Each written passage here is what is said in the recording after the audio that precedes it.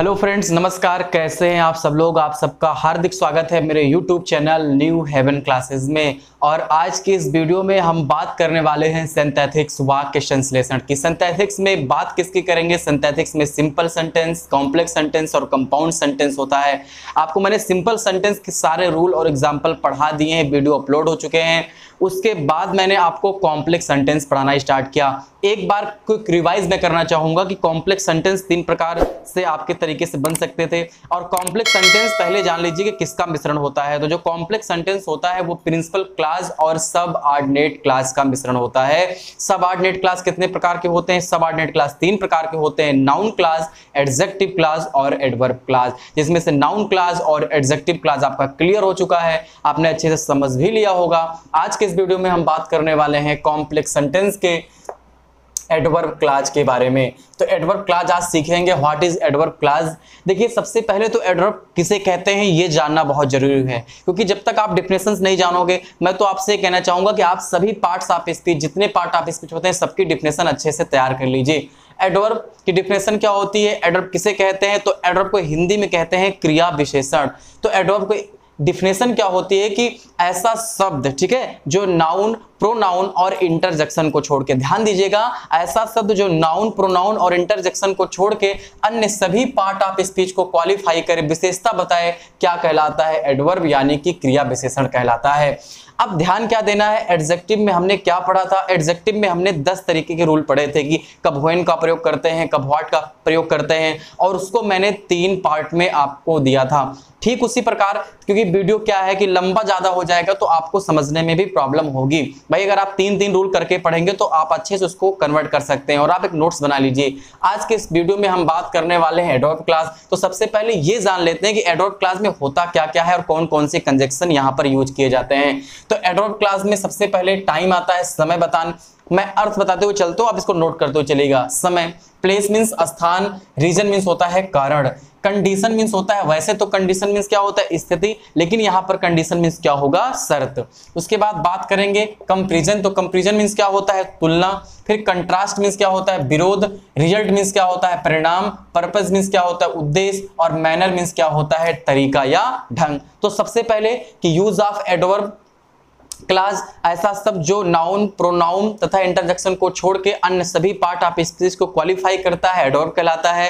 Adverb class वाक्य में adverb का काम करता है, निश्चित सी बात है, एडवर्ब क्लास है तो काम करेगा। इसके अंतर्गत time, place, reason, condition, comparison, contrast, result, purpose और मैनर आदि के भाव प्रकट होते हैं। ध्यान समझिएगा। समय बताने वाले कंजक्शन के बारे में हम पढ़ेंगे, स्थान बताने वाले कंजक्शन के बारे में पढ़ेंगे, कौन कौन से ऐसे कंजक्शन जो कारण बताते हैं। पिछली बार आपने क्या पढ़ा था कि रीजन आएगा और वाई, रीजन आएगा, काज आएगा तो आप वाई लगा दोगे। लेकिन सपोज करो कि अगर किसी भी सेंटेंस में ना तो रीजन आए ना तो काज आए, तो आप कैसे समझोगे कि वहां पर किस कंजक्शन का यूज करेंगे? उसके बारे में हम सीखने वाले हैं। शर्त बताने वाले कंजक्शन, तुलना बताने वाले कंजक्शन, विरोध बताने वाले कंजक्शन, परिणाम प्रकट करने वाले कंजक्शन, उद्देश्य प्रकट करने वाले कंजक्शन और अंत में ढंग या तरीका प्रकट करने वाले कंजक्शन। आपको यहाँ पर 9 रूल पढ़ने हैं। एक हम लोग सेगमेंट लेके आएंगे, 3 रूल का 3 पार्ट वीडियो आपको ये मिलेगा। आज के इस पहले पार्ट में हम बात करेंगे समय बताने वाले कंजक्शन के बारे में,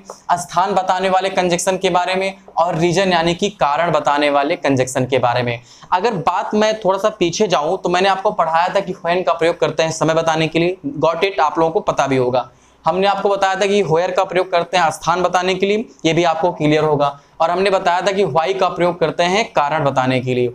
ये चीजें थी आपके एडजेक्टिव क्लास में। अच्छा, एडजेक्टिव क्लास में होता क्या था कि उसमें पूर्ववर्ती वाला मैटर था कि उसमें अगर कभी किसी वाक्य में टाइम शब्द आ गया, किसी वाक्य में आवर आ गया, मिनट आ गया, तो उसको देख के आप जान जाते थे कि यहाँ पर एडजेक्टिव क्लास का प्रयोग होगा और इसका पूर्ववर्ती ये शब्द होगा। बट ऐसी कोई सिचुएशन अगर आपके सामने आ जाए जहां ये शब्द ना आए तो उसका जिक्र हम लोग एडवर्ब क्लास में करते हैं। मान लीजिए भाई कहीं रीजन और काज दिया है तो आप निश्चित से हवाई लगा दो, लेकिन कई ऐसा सेंटेंसेस में रीजन और काज शब्द दिया ही नहीं है, तो वहां हम लोग कैसे समझेंगे? तो इसका जिक्र करेंगे। एक सेकंड में आपका और लेना चाहूंगा, ये बता दूं आपको कि बोर्ड एग्जाम में जब वाक्य आएंगे, जब आपको सेंटेंस बनाने को आएगा, तो आपसे बिल्कुल नहीं कहेगा कि use of adverb class, use of adjective class, use of noun class. बिल्कुल भी टेंशन मत लीजिए आप।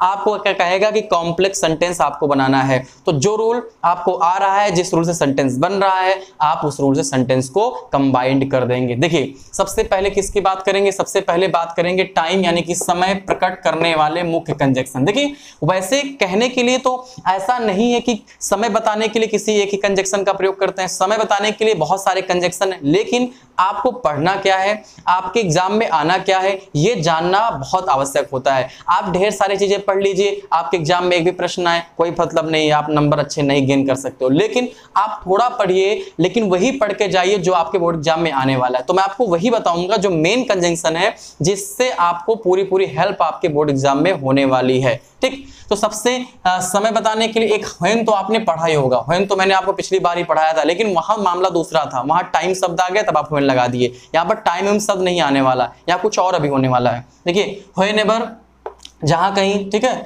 जब कभी, बिफोर मीन्स क्या होता है, पहले। भाई कोई कहा जाए कि पहले, बाद, तो ये सब क्या बताते हैं, ये सब समय बताते हैं ना। जैसे मेरे स्कूल पहुंचने से पहले तुम जा चुके थे, तो समय बता रहा है कि जब मैं स्कूल पहुंचा तब आप जा चुके थे। मेरे स्कूल पहुंचने के बाद वह आया, ये भी समय बता रहा है। जब उसने सांप देखा तो वह भाग गया, तो ये भी समय बता रहा है। यानी कि समय बताने के लिए व्हेन का प्रयोग करते हैं, समय बताने के लिए व्हेनेवर का प्रयोग करते हैं, समय बताने के लिए बिफोर का प्रयोग करते हैं, समय बताने के लिए आफ्टर का प्रयोग करते हैं, समय बताने के लिए एज सून एज। आपने पढ़ा होगा ज्यों ही त्यों ही, एज सून एज, टिल माने तक, और अंटिल माने जब तक। देखिए ये सारे कुछ वर्ड हैं, इसमें से जो बोर्ड एग्जाम में आपका सबसे ज्यादा आता है व्हेन पूछा जाता है, बोर्ड एग्जाम में व्हेयर पूछा जाता है, आफ्टर पूछा जाता है और एज सून एज पूछा जाता है। लेकिन अगर और भी आपको अच्छे से समझना है कि और इससे भी कम क्या होगा सर, तो आपका व्हेन बहुत एग्जाम में आता है और बिफोर इन, क्योंकि जहां पर व्हेन एज सून एज में भी कॉमन बात है, मैं आपको बता दूंगा। अब मेरी बातों को ध्यान से आप सुनिएगा और नोट करते हुए चलिएगा, और वीडियो को पॉज करके भी इसको नोट कर सकते हैं कि व्हेन का प्रयोग कब करते हैं। सुनिए, जब आपको दो सेंटेंस दिए हो, ऐसी कंडीशन में व्हेन तो लगाते हैं, लेकिन अगर एक वाक्य पास्ट इंडेफिनिट में हो और दूसरा वाक्य पास्ट कंटीन्यूअस में हो, ध्यान दीजिए, पास्ट इंडेफिनिट में हो और दूसरा पास्ट कंटीन्यूअस में हो, तो ऐसी कंडीशन में हम लोग कॉम्प्लेक्स बनाते समय व्हेन का प्रयोग करते हैं। ध्यान दीजिए, एक वाक्य पास्ट इंडेफिनिट में, एक पास्ट कंटीन्यूअस में। ठीक, देखिए एक बात और है, हो सकता हो कभी दोनों वाक्य पास्ट इंडेफिनिट में आ जाए, तब भी आप व्हेन लगा सकते हो, कोई दिक्कत नहीं। लेकिन सबसे ज्यादा पॉसिबिलिटी कब होती है, जब एक वाक्य पास्ट इंडेफिनिट में, एक वाक्य पास्ट कंटीन्यूअस में हो, तो व्हेन लगाते हैं। लेकिन याद रखिएगा वहां पर एज सून एज नहीं लगा सकते हैं, लेकिन अगर दोनों वाक्य पास्ट इंडेफिनिट में हैं, अभी बताऊंगा मैं, तो वहां आप व्हेन भी लगा सकते हो और वहां आप एज सून एज भी लगा सकते हो। लेकिन अगर एक वाक्य पास्ट इंडेफिनिट में है, दूसरा पास्ट कंटीन्यूअस में है, तो आप वहां व्हेन ही लगाओगे। अब सर कहां लगाएंगे व्हेन, तो व्हेन किसी वाक्य के प्रारंभ में भी आ सकता है और व्हेन किसी वाक्य के बीचों बीच में भी आ सकता है। अगर आप किसी वाक्य के शुरुआत में व्हेन लगाओगे तो वाक्य को कामा से जोड़ोगे, दूसरे सेंटेंस को, और बीचों बीच में लगाओगे तो आपको कामा लगाने की कोई आवश्यकता नहीं है। देखिएगा सेंटेंस, देखिएगा जैसे कि यू केम टू मी, तुम मेरे पास आए, I was reading A novel, मैं एक नॉवेल पढ़ रहा था। तुम मेरे पास आए, मैं एक नॉवेल पढ़ रहा था। एग्जाम में आ गया कि आप कॉम्प्लेक्स सेंटेंस चलिए बना दीजिए। आप सेंटेंस देखो, पास्ट इंडेफिनिट टेंस है, सेकंड फॉर्म है, यहाँ पर I was reading A novel, ये आपका पास्ट कंटीन्यूअस टेंस है। अब आपको अगर ट्रिक याद है तो आप आसानी से बना सकते हो। तो आपने व्हेन लगाया और आपने शुरू में लगाया, तो देखो आपने शुरू में लगाया कि when you came to me, कि जब तुम मेरे पास आए। ये क्या इंडिकेट कर रहा है, ये समय को इंडिकेट, टाइम को इंडिकेट कर रहा है कि when you came to me, जब तुम मेरे पास आए, मैं क्या कर रहा था, I was reading A novel, मैं एक नॉवेल पढ़ रहा था। तो आपने जब व्हेन को शुरू में लगाया तो देखिए आपने वाक्य को कामा से जोड़ दिया। लेकिन अगर आप यही वाक्य में व्हेन बीच में लगाते तो कैसे बनता कि यू केम टू मी, तुम मेरे पास आए, when I was reading A novel, मैं जब एक नॉवेल पढ़ रहा था। तुम मेरे पास आए जब मैं एक नॉवेल पढ़ रहा था, बीच में लगा दी, कामा नहीं लगाना पड़ेगा। या जब तुम मेरे पास आए मैं एक नॉवेल पढ़ रहा था। तो कहने का मतलब ये है कि अगर एक वाक्य पास्ट इंडेफिनिट में है और एक वाक्य पास्ट कंटीन्यूअस में है, तो आप व्हेन का यूज कर सकते हो। कॉम्प्लेक्स सेंटेंस में व्हेन आगे भी लगा सकते हो, व्हेन बीच में भी लगा सकते हो, इसमें कोई प्रॉब्लम नहीं होने वाली है। Got it. चलिए अगला सेंटेंस देखते हैं। The train had left, they reached at the station. एक बात बताइए, आपने टेंस तो पढ़ा ही होगा, पास्ट परफेक्ट, बिफोर और आफ्टर। जिस ऐसा टेंस जिसमें दो वाक्यों का करना होना पाया था, एक काम पहले होता है, काम बाद में होता है, जो काम पढ़ा होगा ना बिफोर। तो इसका केवल एक छोटा सा लॉजिक याद रखिएगा बस। जब आपको दो सेंटेंस दिए गए हो, पहले वाक्य में हेड प्लस थर्ड फॉर्म हो और दूसरे वाक्य में सेकंड फॉर्म हो। ध्यान दीजिए, अगर आपको दो सेंटेंस दिए गए हो और पहले सेंटेंस में क्या हो, पहले सेंटेंस में हेड लगा हो, हेड के साथ थर्ड फॉर्म हो, और दूसरे वाक्य में सेकंड फॉर्म हो, तो ऐसे वाक्यों को अगर आपको कॉम्प्लेक्स बनाना है तो बीचों बीच में आप किससे जोड़ देंगे, बीचों बीच में आप बिफोर से जोड़ देंगे, आपका वाक्य एकदम करेक्ट हो जाएगा। ध्यान दीजिए, पहले वाक्य में हैड प्लस थर्ड फॉर्म आनी चाहिए, दूसरे वाक्य में सेकंड फॉर्म आनी चाहिए, और अगर आपको कॉम्प्लेक्स सेंटेंस बनाना है तो आपको कुछ नहीं करना है, वर्ब की सेकंड फॉर्म अगर आया है सेकंड वाक्य में, पहले वाक्य में हैड प्लस थर्ड फॉर्म आया तो आपको बिफोर जोड़ देना है, क्योंकि टेंस कौन सा हो जाएगा, ये टेंस हो जाएगा पास्ट परफेक्ट टेंस। और पढ़ाई होगा आपने पास्ट परफेक्ट टेंस में कि जो काम पहले होता है उसमें हैड प्लस थर्ड फॉर्म, जो काम बाद में होता है उसमें सेकंड फॉर्म का प्रयोग करते हैं। तो अब इस वाक्य को अगर जोड़ना है आपको, ना तो इसके अर्थ से मतलब है, कोई प्रॉब्लम नहीं है,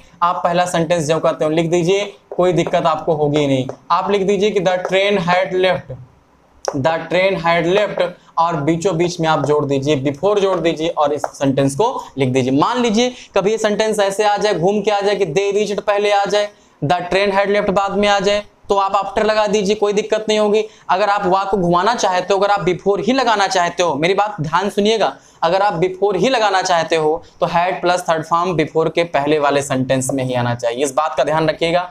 हो सकता है कभी सेंटेंस ऐसे आ जाए कि they reached at the station the train had left, तो आप आफ्टर लगा दीजिएगा। यानी कि अगर पहले वाक्य में हैड प्लस थर्ड फॉर्म और दूसरे वाक्य में सेकंड फॉर्म आएगी तो आप क्या लगाएंगे, बिफोर लगाएंगे। लेकिन अगर पहले वाक्य में कहीं उल्टा हो जाए कि पहले वाक्य में सेकंड फॉर्म आ जाए और दूसरे वाक्य में हैड प्लस थर्ड फॉर्म आ जाए, तो ऐसी कंडीशन में क्या लगाएंगे, आफ्टर का यूज करेंगे, इस बात को याद रखिएगा। डिस्क्रिप्शन में मैं इसका जो बोल रहा हूं इसमें लिखा नहीं गया हुआ है, तो डिस्क्रिप्शन में जाके आप चेक कर लीजिएगा, वहां पर मैं इसका रूल भी नोट्स बना के दे दूंगा। और आप हमारे टेलीग्राम ग्रुप को भी ज्वाइन कर सकते हैं, वहां पर आपको पीडीएफ, आपको ऑनलाइन टेस्ट, सारी सुविधाएं आपको मिल रही हैं, तो उसका लाभ जरूर उठाएं। टेलीग्राम लिंक दी गई डिस्क्रिप्शन में, वहां से टेलीग्राम ग्रुप को भी ज्वाइन कर सकते हैं। चलिए अगला सेंटेंस देखते हैं कि ही सा द स्नेक, उसने सांप देखा, ही रैन अवे, वह भाग गया। आपने सिंपल में पढ़ा था ना, वहां लायन था, तो उससे फर्क नहीं पड़ता है। सिंपल में आपने पढ़ा था सब्जेक्ट समान है, तो seeing the snake, seeing a lion, तो वो अलग चीज था। यहाँ पर देखिए कैसे बनेगा। नहीं, कई बच्चे क्या करते हैं कि सेंटेंस देखिए, ही saw the lion, he saw the snake, he ran away, अरे बड़े खुश हो गए। आगे ये नहीं देखे कि कॉम्प्लेक्स बनाना है कि सिंपल बनाना है कि कंपाउंड बनाना है, बस झट से वाक्य देखे, सब्जेक्ट समान है, सा आया है, लाओ सीइंग बना दो, ये सेंटेंस आपके गलत हो जाएंगे। तो आपको क्या करना है, आपको पूरा वाक्य देखना है, क्या बनाना है ये भी चेक करना है। ऐसे नहीं हवा में तीर नहीं छोड़ना है कि यार सा आया है, लो सिंग करो, जल्दी से बना दो, बिल्कुल रॉन्ग हो जाएगा। तो आपको देखना है, ध्यान से वाक्य पढ़ना है, फिर आगे लिखा क्या गया है इस पे भी एक बार आपको नजर दौड़ानी पड़ेगी कि आगे लिखा क्या गया है। कॉम्प्लेक्स लिखा है तो आपको कॉम्प्लेक्स के रूल से ही बनाना पड़ेगा। यहाँ पर सेंटेंस देखिए, उसने स्नेक देखा और भाग गया, तो एक शब्द है एज सून एज, ज्यों ही, यानी कि ज्यों ही उसने स्नेक को देखा त्यों ही वह भाग गया। तो आप व्हेन ही भी लगा सकते हो कि जब उसने सांप को देखा वह भाग गया, लेकिन व्हेन उतना इफेक्टिव नहीं है। तो जब से एक काम तुरंत समाप्त हुआ, दूसरा काम शुरू हुआ, तो ऐसी कंडीशन में आप यहां पर समय के लिए लगा सकते हो कि as soon as, as soon as he saw the snake, as soon as he saw the snake, comma he ran away, जो ही उसने सांप को देखा वह भाग गया। तो कहने का मतलब मेरा यह है कि समय बताने वाले कंजक्शन में व्हेन इंपॉर्टेंट है, बिफोर आफ्टर तो कोई दिक्कत नहीं है। आप एक रूल समझ लीजिए कि पहले वाक्य में हैड प्लस थर्ड फॉर्म, दूसरे वाक्य में सेकंड फॉर्म, तो बिफोर लगाओगे, उल्टा हुआ तो आप आफ्टर लगा दोगे। और एज सून एज का भी प्रयोग आपने देख लिया। तो यही तीन आपके इंपॉर्टेंट है, टिल, अनटिल तो इस उतना इंपॉर्टेंट है नहीं इसका, लेकिन एग्जांपल रहेगा तो मैं एग्जांपल वीडियो में इसको क्लियर और कर दूंगा। देखिए आगे बढ़ते हैं, तो दूसरा आपका जो कंजक्शन है वो क्या है, स्थान प्रकट करने वाले कंजक्शन। इसमें मैंने आपको पढ़ाया भी था कि व्हेयर, व्हेयर या व्हेयर एवर, व्हेयर मतलब कहां जहां, और व्हेयर एवर जहां कहीं। तो एक सेंटेंस देखिए, इसमें कुछ आपको नहीं करना है, ये तो बहुत ही सिंपल है। आपको व्हेयर ज्यादा मिलेगा, आपको व्हेयर एवर बहुत कम ही मिलेगा, लेकिन इसलिए मैंने सेंटेंस जो एग्जांपल लिखा व्हेयर एवर वाला ही लिखा है, क्योंकि आपको इस टाइप के सेंटेंस जल्दी से मिलने वाले नहीं है, केवल आपको व्हेयर वाले ही सेंटेंस मिलेंगे जल्दी से एग्जाम में। तो सेंटेंस क्या लिखा गया कि Nehru went to many places. Nehru जानते हैं कौन थे, पता ही होगा, तो कमेंट करके बताइएगा कि नेहरू जी कौन थे। Nehru went to many places, Nehru कई स्थानों पर गए। ही वॉज वेलकम्ड एवरीवेयर, उनका सब जगह स्वागत किया गया। नेहरू भाई कौन थे बताइए, भाई स्वागत किया गया, कुछ ना कुछ रहे होंगे, मुझे पता आपको मालूम है, तो पता है तो जल्दी से कमेंट कर दीजिए कि कौन थे नेहरू जी। कि Nehru went to many place, he was welcomed everywhere. तो अब देखिए ऐसी कंडीशन में क्या होता है कि एक बात मेरी हमेशा याद रखिएगा कि अगर एक जगह दिया हो किसी का नाम, दूसरी जगह प्रोनाउन दिया हो, तो जब सेंटेंस बनाते हैं तो हमेशा नाउन से ही बनाते हैं। इसका क्या होगा, इसका हो जाएगा कि Nehru, Nehru was welcomed, Nehru was welcomed, Nehru का स्वागत किया गया। व्हेयर एवर, नेहरू का स्वागत किया गया। व्हेयर एवर ही वेंट, वो जहां कहीं भी गए। तो देखो यहाँ पर नेहरू वेंट मैंने नहीं किया क्योंकि आपने एक बार नेहरू लिख दिया था, तो आपको दोबारा क्या करना है, प्रोनाउन लगा देना है। तो Nehru was welcomed wherever he went, Nehru ji का स्वागत किया गया वो जहां कहीं भी गए। तो इसका प्रयोग उतना आपको नहीं मिलने वाला है, इसका प्रयोग आपको एडजेक्टिव क्लास में ही ज्यादा मिलता है, इसका प्रयोग एडवर्ब क्लास में उतना नहीं मिलता है। चलिए आगे बढ़ते हैं।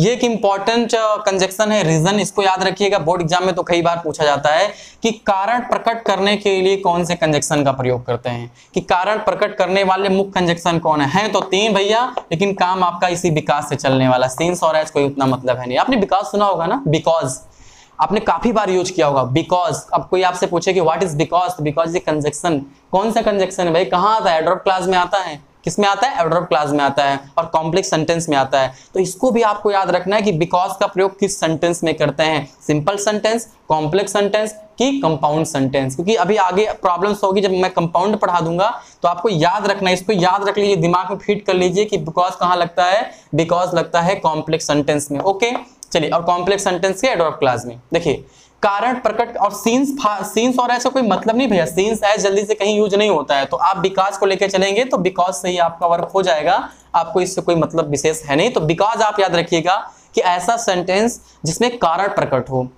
आप सेंटेंस पढ़ोगे आपको अर्थ तो निकालना ही पड़ेगा, आप सेंटेंस पढ़ोगे आप अर्थ निकालोगे, तो वहां पर देखिए एक तरीका और होता है, देखो इंग्लिश समझने के लिए आपको अर्थ आना बहुत जरूरी है, लेकिन कुछ कुछ ऐसे भी तरीके हैं अगर आपको अर्थ नहीं आता है तो काम हो सकता है, लेकिन जानते हो मैंने कई बार बताया जो ट्रिक होती है वो 100% श्योर नहीं होती है, और जो बेस होता है वो 100% श्योर होता है। तो इसकी ट्रिक कह लीजिए कि अगर आपको 2 सेंटेंस दिए गए उसमें निगेटिव का भाव निकले, या कभी कभी एक सेंटेंस में पॉजिटिव हो दूसरे में नॉट लगा हो, तो ऐसी कंडीशन में क्या होता है, बिकॉज का यूज करते हैं। ये यूज समझ लो कि बिकॉज का यूज कारण प्रकट करने के लिए तो होता ही है। जैसे ही वाज इल, वह बीमार था, he did not go to school, वह स्कूल नहीं गया, वह बीमार था वह स्कूल नहीं गया। अब भाई वह स्कूल नहीं गया, कारण क्या था, वह बीमार था, बीमार का कारण नहीं कह रहा है, इसी वाक्य में आपको कारण मिलेगा, वह बीमार था वह स्कूल नहीं गया, तो वह स्कूल नहीं गया, इसका कारण क्या हुआ, इसका कारण हुआ कि वह बीमार था। देखिए सेंटेंस घुमा के दिया है, ये सेंटेंस आपको पहले दिया, ये सेंटेंस आपको बाद में दिया है, तो आपको कभी कभी ऐसे भी सेंटेंस मिलेंगे जहां पर आपको सेंटेंस को आगे पीछे करके भी लिखना पड़ेगा। बच्चे यही फंसते हैं, यही क्या करते हैं। अब देखो होता क्या है ना कि समझ तो गए, ये बिकॉज लगा दिया कि ही वाज इल। अब देखिए अगर आप इसको नहीं बदलते हो, आप बिकॉज मान लो लगा देते हो, आप यही बिकॉज लगा देते हो बीचों बीच में कि he was ill because he did not go to school. अर्थ निकालो, ही वाज इल वह बीमार था, बिकॉज क्योंकि he did not go to school, क्योंकि वह स्कूल नहीं गया, मतलब वह बीमार था क्योंकि वह स्कूल नहीं गया, यानी कि स्कूल गया होता तो बीमारी ठीक हो जाती, तो आपका सेंटेंस रॉन्ग हो गया। तो इसीलिए अर्थ निकालिए, और जिस सीक्वेंस में सेंटेंस फिट बैठ रहा हो उसी सीक्वेंस में सेंटेंस लिखना भी है। ऐसा नहीं कि आपने बिकॉज लिख दिया तो आपका सेंटेंस राइट हो गया। अब होता क्या है कि जो बच्चे मान लीजिए नहीं पढ़े रहते, नकल करते हैं, किसी से पूछे भैया इसमें क्या लगेगा, बता दिया उसका फ्रेंड है बिकॉज लगेगा, बिकॉज लगा दो, तो उनको कुछ नहीं। अब उनको नियम तो पढ़े नहीं, इनको आ तो नहीं रहा, तो क्या करेंगे, बीचों बीच में बिकॉज लगा देंगे, फिर उसका फ्रेंड ज्यादा नंबर पा गया, वो कम नंबर पा गए, कहेंगे अरे तुम तो ज्यादा नंबर पा गए। तो भैया जब आप पढ़े रहोगे तो आप जानोगे कि वाक्य को घुमा के भी लिखा जाता है, इस चीज को याद रखिएगा, क्योंकि अगर ऐसा सेंटेंस देता है तो आप कहीं ना कहीं फंस सकते हैं। तो यहाँ पर क्या होगा, यहाँ पर होगा कि he did not go to school, वह स्कूल नहीं गया, वह स्कूल नहीं गया। अब बताइए क्यों नहीं गया, बिकॉज ही वाज इल, वह स्कूल नहीं गया क्योंकि वो बीमार था। अब आपका सेंटेंस पूरा हो गया। सपोज करिए यहाँ राम लिखा होता कि Ram was ill, Ram was ill, Ram बीमार था, he did not go to school, वह स्कूल नहीं गया। तो जब आप ये वाला सेंटेंस पहले लेके आते तो आप यहाँ पर ही मत लिखते, यहाँ आप क्या लिखते, राम लिखते, क्योंकि जब किसी वाक्य की शुरुआत करते हैं सेंटेंस की तो वहां हमेशा क्या लिखते हैं, नाउन लिखते हैं, बाद वाले में क्या लिखते हैं, प्रोनाउन लिखते हैं। तो इस बात को याद रखिएगा, क्योंकि यहाँ पर दोनों जगह आपका ही था, प्रोनाउन था, तो आपने ही लिख के काम चला लिया। सपोज करो यहाँ राम होता, यहाँ ही होता, तो अगर आप यहाँ ही लिखते यहाँ राम लिखते तो ये भी आपकी गलती मानी जाती है। ओके चलिए, सी हैज नो मनी, उसके पास पैसे नहीं है, सी हैज नो मनी, उसके पास पैसे नहीं है। She can not buy a car, वह एक कार नहीं खरीद सकती है, उसके पास पैसे नहीं, वह कार नहीं खरीद सकती है। तो भाई उसके पास एक पैसे नहीं क्योंकि वह कार नहीं खरीद सकती है, कि वह कार नहीं खरीद सकती है क्योंकि उसके पास पैसे नहीं है। तो सेंटेंस कैसे बनेगा कि वह कार नहीं खरीद सकती है क्योंकि उसके पास पैसे नहीं है। तो कैसे बनेगा कि she can not buy a car, वह एक कार नहीं खरीद सकती है। तो उसका कारण क्या है कि because she has no money. तो देखिए एडवर्ब क्लास में हमने क्या क्या पढ़ा, हमने टाइम, प्लेस और रीजन पढ़ा। ये पार्ट 1 था। पार्ट 2 का जो वीडियो मैं अपलोड करूंगा उसमें आपको कंडीशन, शर्त बताने वाले कंजक्शन, कंपैरिजन, तुलना बताने वाले कंजक्शन और विरोध बताने वाले कंजक्शन के बारे में बताऊंगा। जो लास्ट पार्ट बनेगा उसमें रिजल्ट यानी कि परिणाम बताने वाले कंजक्शन, उद्देश्य बताने वाले कंजक्शन और मैनर बताने वाले कंजक्शन के बारे में मैं आपको पढ़ाऊंगा और इसका एग्जाम्पल वीडियो भी आपको मिलता रहेगा। तो ये था पार्ट 1 जिसमें हमने पढ़ा समय बताने के लिए व्हेन का प्रयोग करते हैं, बिफोर का, आफ्टर का, एज सून एज का, इसका प्रयोग ज्यादा इंपॉर्टेंट है और विशेष रूप से इसका प्रयोग करते हैं। हमने पढ़ा स्थान बताने के लिए व्हेयर और व्हेरेवर का प्रयोग करते हैं और last but not the least हमने क्या पढ़ा कि रीजन बताने के लिए बिकॉज सिंस एज का प्रयोग करते हैं, जिसमें सर्वोपरि जो आपका मोस्ट इंपॉर्टेंट रूल है वो बिकॉज का, ये घूम घूम के आपके बोर्ड एग्जाम में आता है और इस सिंस और एज का प्रयोग उतना नहीं किया जाता है। तो आपको वीडियो कैसा लगता है आप कमेंट करके बता सकते हैं और आप नया क्या चाहते हैं आप ये भी बता सकते हैं कि आपको इसमें नई चीजें क्या चाहिए। और आप लोग लाइक कर दीजिए चैनल को, एक बार जो है वीडियो को लाइक करिए, चैनल को सब्सक्राइब और शेयर जरूर कर दीजिए। बहुत बहुत आप सबका धन्यवाद। पढ़ते रहिए, दूसरों को भी पढ़ाते रहिए। Thank you, all of you for watching the video.